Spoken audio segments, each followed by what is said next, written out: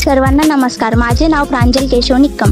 मी इयत्ता 8वी शिकते. माझ्या शाळेचे नाव जिल्हा परिषद उच्च प्राथमिक शाळा गावली.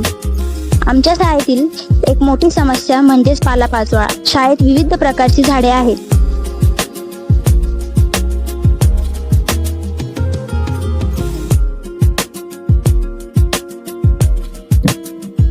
त्यामुळे परिसरात पानगळती होते.